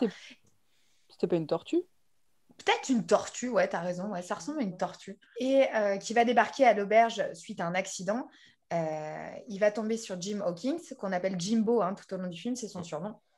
Et donc, il va tomber sur Jim qui va essayer de l'aider, parce que forcément, il ne sait pas qui c'est, il s'est fait mal, il va essayer de l'aider. Et la tortue, le gros lézard, va mourir suite à ses blessures et va lui confier une boule, une carte, en lui disant méfie-toi du cyborg. Et il lui lègue cette boule, cette sphère. À ce moment-là, on ne sait pas encore ce que c'est. Et dans les 10 secondes qui vont suivre, effectivement, l'auberge va se faire attaquer. On va voir beaucoup de méchants arriver d'un seul coup. On comprend qu'il y a un cyborg qui arrive. Et donc, il s'en va avec sa mère et un autre client du restaurant qui est le docteur Doppler. Voilà. Et ils s'en vont tous les trois. Le docteur Doppler est assez riche. Il a un doctorat, attention, il en a même 3, je crois. Il les emmène, lui et sa maman, chez lui en attendant, puisque l'auberge a brûlé, l'auberge s'est fait attaquer, et donc en quelques minutes dans le film, ils n'ont plus rien. Là-dessus, ne sachant pas quoi faire, le docteur dit c'est bizarre, cette sphère qu'on t'a léguée, qu'est-ce que ça peut être? Je n'arriverai jamais à l'ouvrir. Et puis évidemment, Jim, en quelques secondes, va arriver à l'ouvrir, et on s'aperçoit tout de suite que c'est la carte de la planète au trésor. Cette planète, on n'en sait pas trop à ce moment-là. On va l'apercevoir avec des flashbacks de la vie de Jim. Quand il était petit, il adorait les histoires de piraterie. Et sa préférée, c'était l'histoire du capitaine Nathaniel Flynn, qui pillait tous les univers et qui récupérait tout son butin et le mettait sur la planète au trésor. Donc, il y a bien évidemment tous les pirates de la galaxie essayent de trouver cette planète, mais ne savent pas où elle est. Et il va se retrouver avec cette carte dans les mains. le docteur Doppler qui rêve d'aventure mais qui n'a jamais osé y aller, forcément, va convaincre la maman de Jim de financer l'expédition et de partir avec lui parce que ça lui fera du bien vu qu'il n'arrête pas de faire des bêtises. Et l'histoire commence réellement là. Et donc, il va engager un équipage, il va prendre un bateau et ils vont partir à la quête, puisque de toute façon, c'est 3 histoires de quête qu'on vous raconte. Il va partir en quête du trésor, de la planète au trésor. On se retrouve tout de suite dans un univers, comme je disais, spatial, mais qui est déroutant parce qu'on a des images qui sont exceptionnelles. À l'inverse de Atlantide ou de Taram, on va partir dans du 3D, dans des choses qu'on n'a pas l'habitude de voir. Et puis, on est dans un univers qu'on ne connaît pas non plus. Malheureusement, Taram, on est sur Terre. Atlantide, on est sous l'eau, donc ça reste... Bon, même quand on est sur l'Atlantide, c'est à part. Mais tout le reste reste des éléments de décor qu'on pourrait connaître et que n'importe qui pourrait connaître. Alors que dans la planète au trésor, pas du tout. On est en hauteur. On va se retrouver, je pense... à la Lune, qui en fait, le croissant de la Lune est un port où tous les bateaux viennent accoster, tous les bateaux partent de là, et c'est super chouette. Il va y avoir plein de musique, pas de chansons, mais il va y avoir plein de musique aussi à des moments cruciaux de ce film qui vont arriver. Donc voilà, ils vont se retrouver sur cette Lune qui est un spatioport, et ils vont monter à bord du RLS Héritage, qui est un super et magnifique navire. Franchement, même moi, j'ai envie d'aller dessus. Et ils vont vite s'apercevoir que l'équipage est un peu chelou. Franchement, de toute façon, je crois que c'est dit tout de suite, puisqu'il y a le capitaine Amalia, qui est joué par Emma Watson, enfin, qui est doublé, en tout cas, par Emma Watson dans la version originale, et qui lui ressemble énormément, je trouve, le capitaine Amalia, qui va dire que l'équipage est très, très bizarre, et effectivement qu'il n'a pas embauché les meilleurs de la galaxie. Et puis physiquement, ça se voit. Ah, physiquement, comparé aux autres, tu sens qu'il y a un truc un peu louche dès le début. Moins tirés à 4 épingles, quoi. Ils sont un peu amochés. C'est-à-dire que quand on a le capitaine Amalia et Monsieur Harrow à côté, qui est son second, qui ont des costumes de militaires, et qu'on se retrouve avec toute l'équipe de bras cassés dégueulasses, qui ont des gueules de vilains pirates méchants, c'est sûr qu'on se rend compte qu'à un moment, ça ne marche pas très bien. Et on va rencontrer à ce moment-là du film, au moment où ça va partir, où le bateau va décoller. Ça se dit pas, le bateau va décoller. Mais là-bas, oui. Mais pourtant, oui. Dans l'espace, oui. Mais où le bateau va décoller, on va rencontrer le fameux cyborg, donc, qui s'appelle John Silver, qui est joué par c'est la voix française de Mel Gibson. Bon, il a fait plein d'autres Disney, il a fait Pacha dans Cusco, il a fait Le Père de Rebelle, il a fait Sully dans Monstres et compagnie. Et donc on va retrouver cette voix. D'ailleurs, à un moment, j'ai cru que c'était la même voix que dans Atlantide, que le commandant. Ça t'a marqué, ça. Je trouvais que c'était la voix grave. Que Madame Placard. Non. Que le commandant, justement. Le commandant Rourke. Ça, il y a une intonation un peu assez ressemblante. Ouais. Mais c'est pas les mêmes voix. Mais effectivement, je pensais que c'était la même voix française. Et donc, forcément, quand Jim va rencontrer Silver, il va tout de suite comprendre que c'est un cyborg. Il va tout de suite s'en méfier. Et voilà, on comprend rapidement l'intrigue du film. On voit on a compris qui était le méchant. Enfin, on pense comprendre qui était le méchant. On sait qu'ils vont chercher un trésor sur la planète et ils sont sur un bateau. Bon, jusque-là, l'histoire, voilà. Hormis qu'on est dans l'espace, sinon, ça reste une histoire de piraterie assez basique. Exactement. Je sais pas, il y a des personnages qui vous ont... Hors les méchants qui ont des sales tronches, on l'a dit. Mais Ben.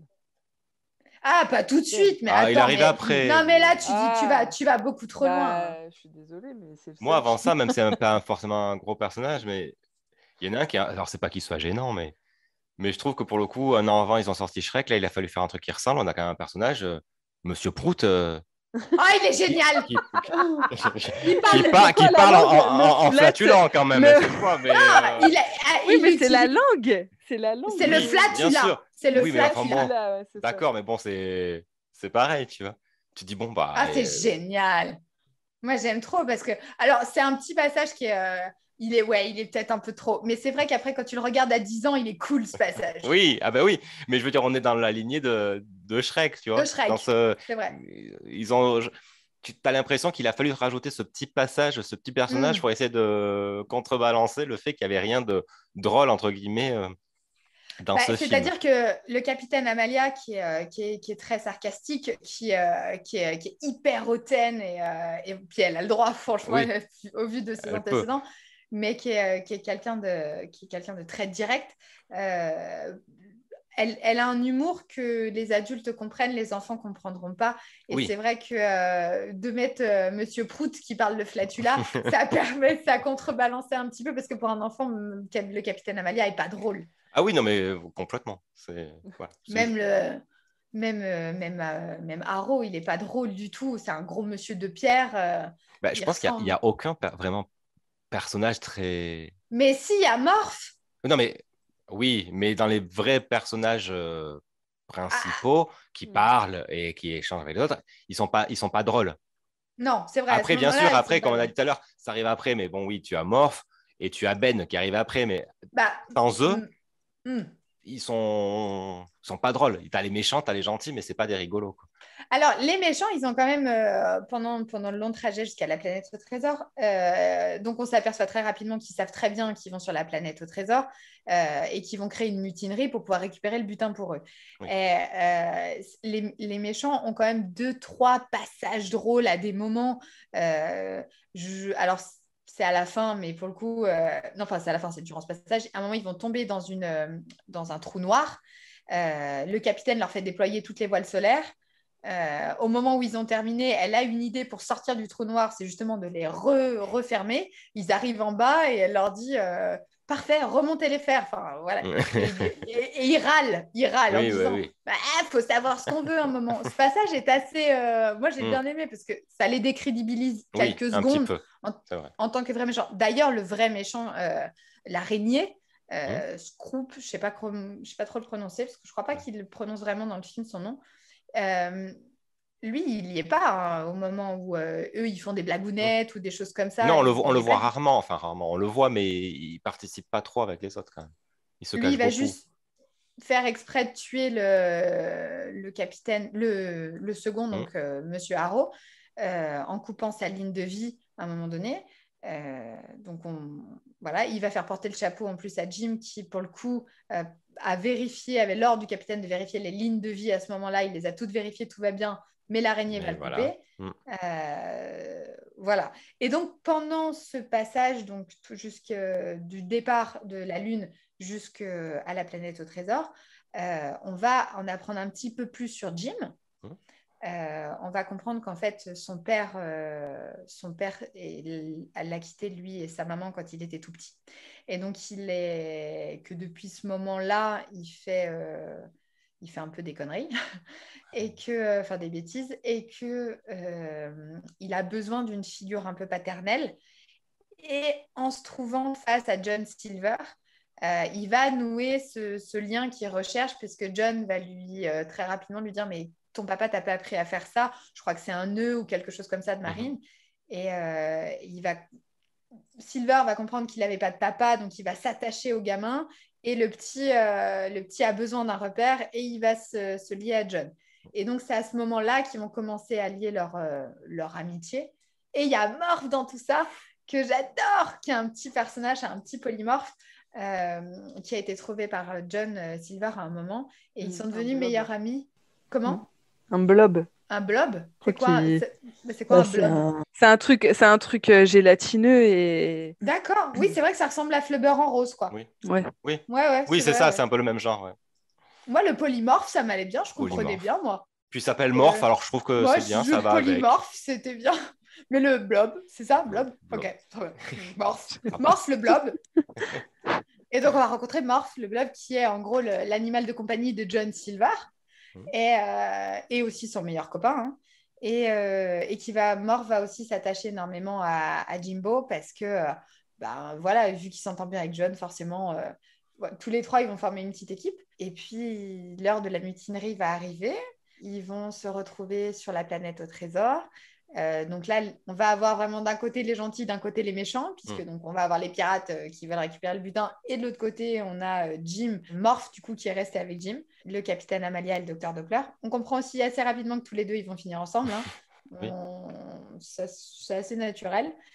Alors, chose que c'est quand même un chat et un chien. Hein. Oui, c'est vrai. Enfin bon, mais voilà. Mais ils vont finir ensemble. C'est ça qui est mignon d'ailleurs. C'était un... je viens de remarquer que c'était un chat. J'avais pas... Elle va m'énerver. Je sens que je vais m'énerver.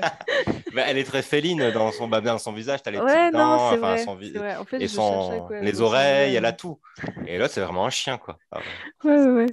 Tu sais, les robots, ils tapent dans les trucs, elle voit Harry Potter et elle voit pas le chat. Moi, franchement, ok. Continuons. Et donc, on va arriver là-bas. Et ils vont rencontrer quand même sur la planète du trésor, ils vont rencontrer Ben, donc celui dont tu parlais tout à l'heure.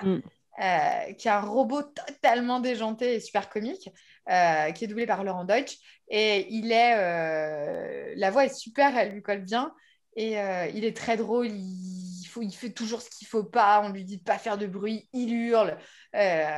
Et en fait, on apprend après que c'était le robot du capitaine Nathaniel Flint qui a volé donc tout le trésor qu'il y a sur la planète. Et Nathaniel, j'arrive pas à prononcer, excusez-moi, lui a pris sa carte mémoire pour qu'il ne dise jamais comment prendre le trésor aux autres. Ou en tout cas, comment ne pas mourir, surtout, en l'occurrence.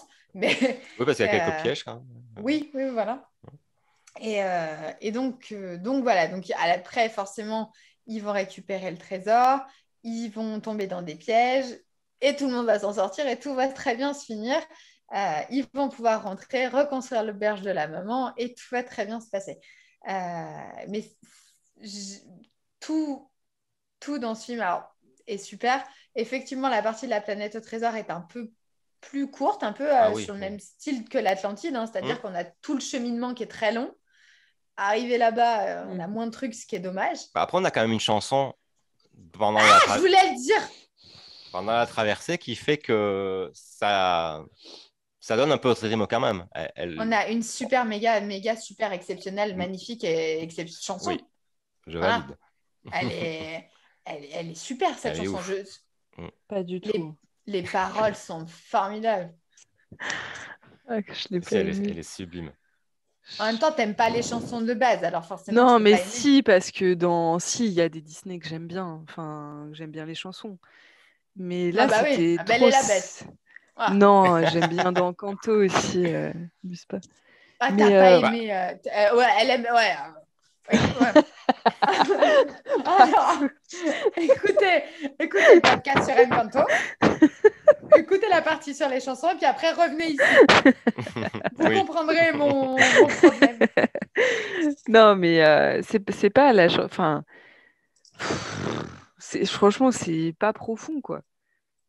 En plus, la chanson, elle est déprimante. Elle est géniale, elle donne plein d'espoir. Wow. Franchement, on part d'un... Alors, moi, ce que j'ai trouvé dommage dans les musiques de tout, tu vois, c'est qu'on a tout un thème un peu, justement, d'aventure, de trucs comme ça et tout. À un moment, on passe à des trucs un peu celtiques. Après, on passe au rock. Après, on passe... Il n'y a pas de ligne. Il n'y a pas de ligne. J'ai pas compris ce que tu me dis, ça m'interpelle pas. Mais... La mauvaise foi. Mais si. Non, on est dans une ligne d'aventure. La chanson s'appelle Un homme libre. Je vois pas à quel moment tu peux pas être plus raccord que ça. Le refrain, c'est rien qu'un homme, un homme libre. Ouais, mais... les mecs, ils partent à l'aventure trouver un trésor. Et puis elle m'a rien fait. Ça représente l'évolution du personnage. Il est quand même paumé à la base. C'est un gosse paumé. Et je trouve que cette chanson raconte ça. Et... Oui, après, dans toutes les chansons Disney, de toute façon, elles racontent leur vie en soi. D'ailleurs, mais c'est là où il évolue, vu que toutes les images que tu vois pendant cette chanson-là, c'est son évolution. Voilà, le flashback. Mais les images sont intéressantes. Le flashback est pendant la musique. On découvre son histoire avec son père pendant la musique. On a en même temps ce qui se passe actuellement avec John Silver et on a son histoire avec son père. Et on comprend l'évolution. Et il suffit de 2 minutes 50. c'est ça qui est magnifique dans la chanson. Et en plus, elle donne de l'espoir parce que du coup, elle est pleine. Elle te dit de choisir toi-même ton destin et que tu peux faire ce que tu veux de ta vie, peu importe ce qui s'est passé avant. Elle est bourrée de bonne volonté. Mais c'est pas les paroles qui sont déprimantes, tu vois, c'est juste le. Bah, ça fait partie d'une chanson. Hein. C'est. À Ouais, 50% quand même. Bah ouais, mais non. Enfin, moi, elle m'a pas vendu du rêve du tout. Ouais, non, mais c'est parce que tu l'as écouté en VO aussi. Parce que Non, Cécile, non, il n'y a j'ai pas de fait VO, mais VO espagnol. On va l'écouter en VO espagnol, tu verras. Non, j'étais en VF. D'ailleurs, pour la petite information, la voix de Jim Hawkins, c'est David Hallyday et c'est lui qui chante aussi la chanson en version française. Et donc, à l'époque, jadis, naguère, il y a très longtemps, moi, j'avais le CD de titre et je l'ai écouté en boucle. Voilà, dans mon baladeur, avec mon casque. Voilà. Bravo. Et j'adore cette chanson de toute façon. Et c'est pareil, je trouve que elle est assez forte pour être reprise souvent. Et, enfin, elle pourrait, je veux dire. Je vous dis une bêtise, enfin, pas une bêtise, mais je vous dis un truc, par exemple, on reprend régulièrement La Petite Sirène. Alors, Sous l'océan, ok, je comprends. L'autre, Partir là-bas, excuse-moi, on est sur la même chose, sur une gonzesse qui rêve d'aventure. Elle te dit comment ça s'appelle? Un pied. Et tout le monde la chante. Tu veux dire, elle est dans le spectacle. Alors que là, il t'explique fais ce que tu veux, tu vas y arriver. On est sur la même thématique.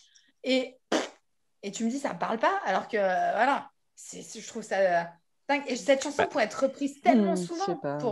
Oui, mais c'est vrai qu'elle qu'on n'est les pas entend. assez entraînante, elle n'est pas assez. Je sais pas.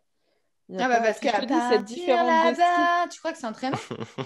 Non, mais c'est, je sais pas, c'est la voix d'Ariel, quoi. Ouais, voilà, c'est ça. C'est drôle. Mauvaise. Non, mais la meuf, elle dit comment ça s'appelle Rue, on adore. Enfin, moi, c'est toute la ligne de tout le film. Il n'y a pas d'identité musicale. Il y en a encore moins dans Atlantide. Ah oui. Non, mais vous rigolez ou quoi? Dans Atlantide, c'est toujours des musiques d'aventure. On reste sur des musiques d'aventure allez, c'est parti, on y va. C'est tout. Non, c'est parce là, que c'est ce que je te disais. Non, c'est parce que le film, il te marque et que du coup, tu as accroché à l'histoire et donc du coup, tu as réussi à interpréter les musiques de cette façon-là. Il y a autant de musique dans La Planète au Trésor que dans l'Atlantide. Mais c'est pas au niveau du nombre de musiques, c'est au niveau du La Planète au Trésor. Ce que j'ai trouvé dommage, c'est que comme je te disais tout à l'heure, on partait à un moment, on a des musiques un peu celtiques, un peu, je sais pas trop. Après, tu vas avoir des trucs du rock. Après, tu vas avoir des musiques Mais hyper oui, t'es dans le douces. futur. Bah, t'es dans un univers qui n'existe pas. Mais c'est ça tu peux pas avoir quelque chose qui existe. Enfin, je veux dire, justement, si tu te fais une identité musicale et point. T'en fais pas à toutes les. Bah, dans Atlantide, t'imagines s'il nous avait mis. Tu entends Madame Placard quand elle entend les bruits dehors du bruit là, de la sorte de baleine? On n'a pas eu ça tout le long, tu vois, en fond. On n'a pas eu des fonds, on n'a pas des oh du grand grand bleu. C'est pas ça, c'est que quand il y a des musiques dans l'Atlantide, c'est des trucs d'exploration, d'expédition, tu vois. Point. Non, c'est parce que tu as associé ça dans ta tête. Mais non. Mais si, parce mais que... non, regarde, je te dis, c'est les différentes sortes de musique dans La Planète au Trésor. Et moi, ça me perturbe. Ouais, en fait, c'est ça, c'est que t'es perturbé. Non, mais on repart du début. Ok, pardon. Ok, Cécile est perturbée. Je pense qu'on peut s'arrêter là-dessus, ça me va. Ok. Donc, tout ça pour dire que la musique est super. Écoutez-la sur Spotify et pensez à nous. Enfin, pas, ou sur toi, Cécile, en tout cas. Mais voilà. Merci, ça ira. Moi, j'adore la chanson et je la valide à 1 million de %. Et je la défendrai corps et âme jusqu'au bout, comme ce film d'ailleurs. Bien que j'ai adoré Atlantide. Hein. Attention, et Taram également. Et c'est vrai que moi, j'ai aimé ce film parce qu'il sort du commun. Parce que pour une fois, on ne va pas se retrouver avec Tintin qui tombe amoureux de Tintinette. Et ça m'a fait plaisir aussi. On n'a pas... Même si à un moment, il y aura quand même une histoire d'amour, et je valide, mais bon, je pense que la chose qui m'a plus perturbée entre le capitaine Amalia et le docteur Doppler, c'est que c'est Michel Larocque qui double. Et pour le coup, Michel Larocque, à ce moment-là, je la voyais vraiment dans d'autres choses. Et moi, la voix, elle m'a perturbée. Je la trouve géniale. Mais du coup, je l'associe mal au capitaine Amalia, en fait. Mais ouais, ça change. C'est plutôt une histoire d'une maman et de son fils, d'un gamin de 15 ans qui se cherche et qui va se trouver. Et on est dans un univers qui peut pas exister. Enfin, qui en tout cas n'existe pas encore, qui sera peut-être un jour, j'en sais rien. Mais en tout cas, qui ne peut pas exister.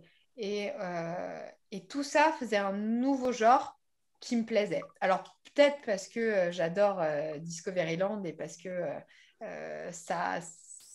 on est toujours on retourne un peu sur du Jules Verne et puis on est dans l'île au trésor, forcément de base. Mais ouais, ce film, il m'a marqué, il m'a plu. Et puis esthétiquement, il était canon. Oui. Juste au niveau, sans parler d'histoire, tout ça, juste au niveau des dessins et des couleurs, on a un mélange de 2D et de 3D. Voilà, ils sont super bien faits. Waouh! Et je crois que c'est la première fois qu'on a un personnage qui est et en 2D et en 3D en fonction des parties du corps. Donc ça, je C'est trouve. John Silver d'ailleurs. Ouais, toute la partie cyborg et en 3D. Donc, c'est quand même ouf d'avoir réussi à faire ça sur un personnage, d'avoir mélangé les deux sans que ce soit si flag. Enfin, on le voit, mais c'est pas choquant. Donc, Non, c'est super bien, ouais, ouais. Et je reviens, enfin, ce que tu disais tout à l'heure, Cécile, je sais que tu as aimé Ben, je pense que c'est la seule chose que tu as aimé dans le film. Non, j'ai aimé les couleurs aussi. Elle a aimé les couleurs. Merci. Mais Ben, il était joué quand même par, alors, je ne sais pas la prononciation, peut-être Martin Short, je ne sais pas le prononcer, Martin Short. Et pour ceux qui allaient à Disneyland Paris avant, c'était l'acteur principal de Cinémagique, celui qui a été assis dans la scène avec nous et qui passait dans l'écran. Et j'étais super contente. Enfin, franchement, je trouve que ce personnage lui colle vraiment à la peau. Voilà, c'est tout. C'était juste la petite info. Moi, je peux pas vous expliquer plus que ça. Je pense qu'il faut que vous le voyez pour faire votre propre opinion. Euh, c'est vrai que ça reste une banale histoire de chasse au trésor, en fait. Mais du fait de tous les protagonistes, de tout ce qui se passe et de chacun mis un petit peu comme ça dans un univers particulier, ça donne une nouvelle chasse au trésor. On n'est pas dans Pirates des Caraïbes. Complètement. Et pourtant, ça reste des pirates, ça reste un navire, ça reste un trésor. Voilà. Après, moi, je l'ai trouvé long. Oh, il va me saouler, putain. Bah, écoute, moi, j'ai pas... Je l'ai vu. Alors, c'est la première fois que je le voyais. Je l'ai vu exprès pour ce podcast. D'accord? J'étais super motivée, hein. Vraiment, j'étais motivée. Je tiens quand même à préciser que la meuf, elle n'a pas trouvé Tara long. Par contre, elle a trouvé long la planète au trésor. Continuons. Et en fait, ouais, bon, les couleurs, la musique, les dessins, j'ai pas trop aimé. Je sais pas pourquoi, en fait. C'est vraiment c'est du... J'ai pas accroché, en fait. Il y a pas... Pourtant, j'aime trop les films comme ça, de... d'exploration, les trucs, enfin, voilà, comme les films qu'on a présentés avant, mais je m'étais dit, je vais aimer, forcément, en fait. Bah, en fait, pas du tout. Ouais, je l'ai trouvé long. En fait, je crois que c'est vraiment la longueur qui me l'a fait, qui a fait que j'ai pas aimé. Il y a trop de choses, il y a trop. Et en fait, alors, je sais pas pourquoi, mais je pense que je comprends pourquoi ce film a été oublié. Mais parce que je pense qu'en fait, c'est pas pour les enfants. Enfin, il est, pour moi, je trouve qu'il est tellement évolué par rapport à Ah bah c'est sûr que par quand on rapport regarde à un petit. Taram, on a un petit cran au-dessus. C'est vrai, mais c'est autre chose en fait. C'est autre chose parce que Taram est beaucoup plus noir. De toute façon, les trois films qu'on présente, en vrai, enfin, je sais pas, je sais pas si c'est vraiment pour les enfants, enfin pour qu'ils comprennent en tout cas de quoi il s'agit. Mais je sais pas, vraiment la planète rose, j'ai pas du tout, j'ai pas accroché quoi. Ça m'a pas. L'histoire est bien. Ah oui. Non, mais ce que j'ai pas compris aussi, c'est qu'à un moment, soit on met que des humains, soit on met que des animaux. Tu fais pas, tu fais pas les deux en même temps, en fait. Maintenant, tu es dans le futur. C'est Bah, T'es ça, dans en fait, je pense l'espace. ouais, que mais non, en t'es fait. dans plein de... Bah, dans ces cas-là, regarde les Star Gardiens de la Wars. Galaxie de Marvel, regarde Star Wars et il y a tout. Bah, C'est bon, effectivement. ceci dit, j'aime pas Star Wars. Les Gardiens de la Galaxie, j'aime bien. Bon, Mais non, déjà, je pense que déjà de mais là, base, c'est le que. thème n'était pas pour toi. Ouais, mais je pense qu'en fait, c'est juste pas pour moi, en fait. Enfin, non, c'est trop. En fait, il y a des choses bien faites, mais il y a trop de choses que je trouve pas bien faites et ça Comme m'a par gâché exemple, le plaisir. Les c'est juste pour dessins, la enfin, contrer derrière. vraiment les dessins en eux-mêmes, hein. Enfin, les dessins, j'ai pas trop fin, trop. Je sais pas, ça, à mes yeux, ça me plaisait pas. Je sais pas t'expliquer pourquoi. Euh, Si j'ai dit les couleurs, j'aimais bien. Et puis ouais, ce fait d'être. Non, globalement, c'est pas mon délire, je crois. Bien, bien, bien. Mais après, c'est vraiment un ressenti parce que le film en lui-même, enfin, je pense que c'est vraiment du ressenti pur et dur et il n'y a pas. Objectivement, le film est très bien. Personnellement. Bah, en tout cas, le film, à sa sortie, il avait été accueilli très favorablement par la critique, hein. Par contre, c'était un gros bide derrière, c'est-à-dire que effectivement, au niveau financier, Je crois ça, qu'ils ça ont a pas. perdu. Hein.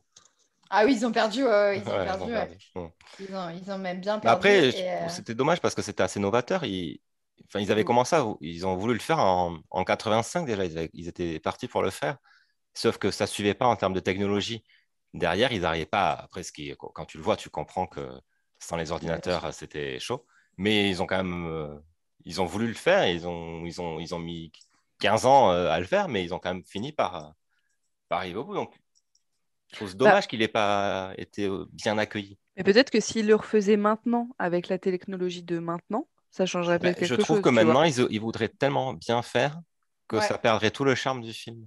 C'est dommage parce que dans ce film, il y a de la 2D et de la 3D. Ouais. Et ça reste hyper naturel. Je veux dire, quand tu regardes La Princesse et la Grenouille, ça fait tellement du bien de voir du 2D par rapport à du Cars, quoi.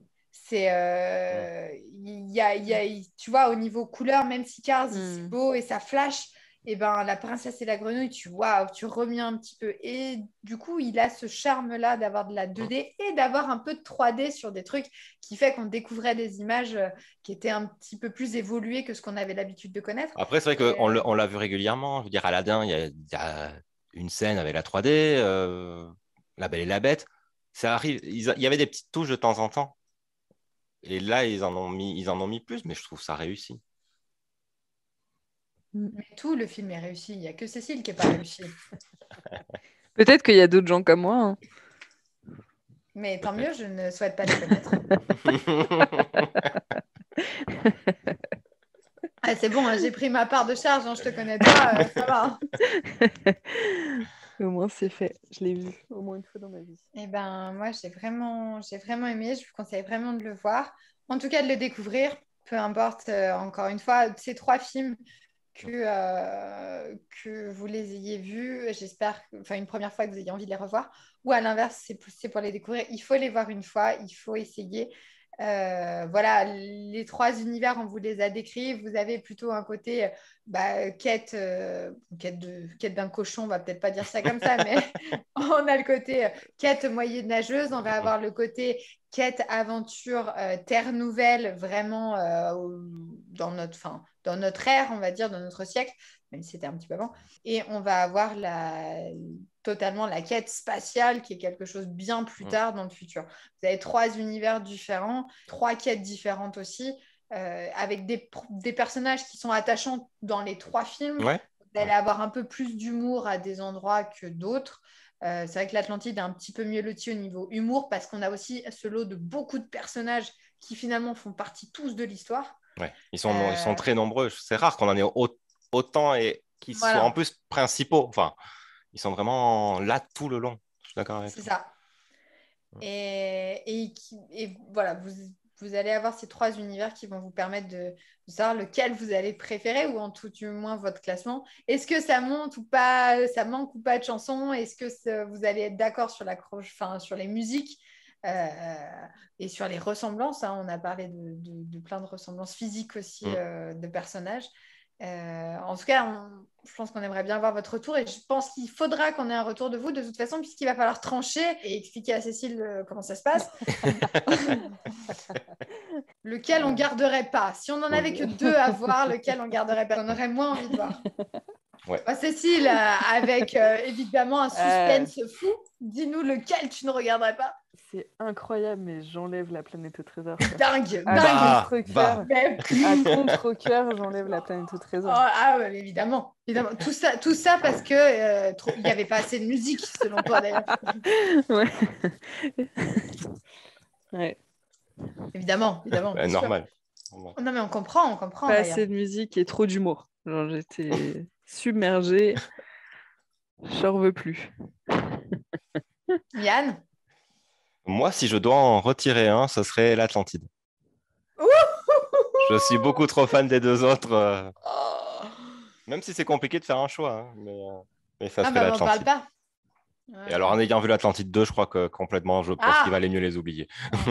Voilà. Et toi, Mel? Moi, c'est compliqué parce que j'ai envie de lui faire mal à elle. Mais ça me fait rien du tout. Et c'est très compliqué. Non, franchement, moi, j'ai un gros problème à choisir entre... Je crois que j'arriverai pas entre Gurki et Madame Placard. J'ai pas de crachouillis machouillis, je l'ai dit tellement de fois. Et j'aime tellement ce perso. Et on va tous crever. Je crois que c'est vraiment ces 2 personnages qui sont paf dans mon cœur. Retire la planète au trésor. Non, mais par contre, même si j'adore Morph et que j'adore Ben, ils sont moins charismatiques que Madame Placard et que Gurki. Donc, au niveau des persos, là-dessus, je suis d'accord. Par contre, tout le reste, tout ce qui fait autour, c'est la planète au trésor, le number 1. Et la 2, je sais pas, j'arriverai pas à choisir. Voilà. Débrouille-toi avec ça. T'aurais pu choisir t'aurais pris la petite sirène, tu vois, tout de suite, j'aurais choisi. Là. Mais si Atlantide, c'est un beau film, je l'aime bien, Atlantide. Puis Akida et tout, non, je peux pas choisir. Ultra badass. Donc ça, c'est l'épisode numéro 1 des oubliés, mais on aura un épisode numéro 2. Je pense qu'il y en a un paquet. Merci à tous de nous avoir écoutés. Je pense qu'on a terminé.